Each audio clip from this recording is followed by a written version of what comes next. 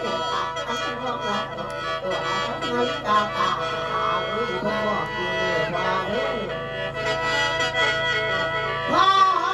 ชอบเยอะเมื่อกำลังจะลองกองเต่าพี่ว่าพ่อมาเด้อแปลงหลังหลังโอ้ย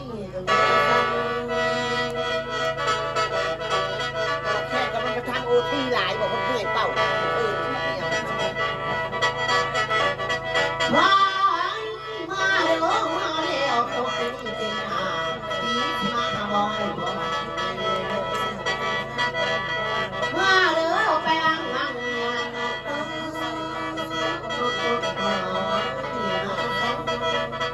พ่อเล่นลูกกินเลยมาเด้อลิกากากระดาเอ้ยพ่อกาพ่อเย็นไปแล้วพ่อไม่เป็นแค่เดียวเขาท่านก็เก็บเงินพ่อพ่อมาเด้อมึงต้องทำโอ้ยด่าคนละสิบด่าเป็นเรื่องละพ่อมาแล้วโอ้ยท่านกินแล้ว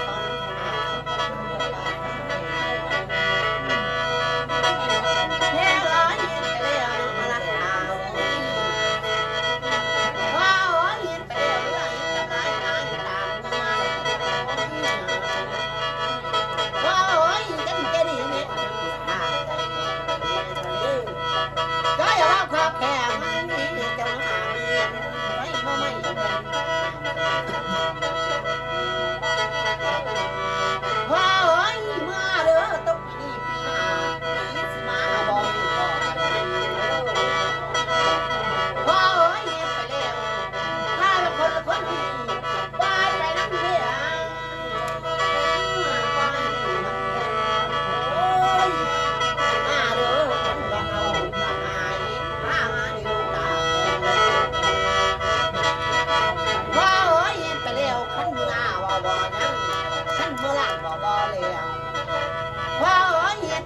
คนยังว่า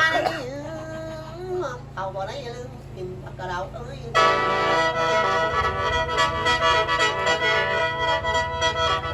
เอ็ม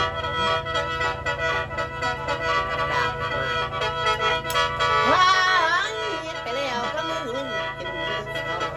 ท่านก็เจ็บคอไปว่าโอ้ยก็ต่อด่วนต่อน้ำมูกไว้สาก่อนแล้วเจ้าจะรู้เต่าโผล่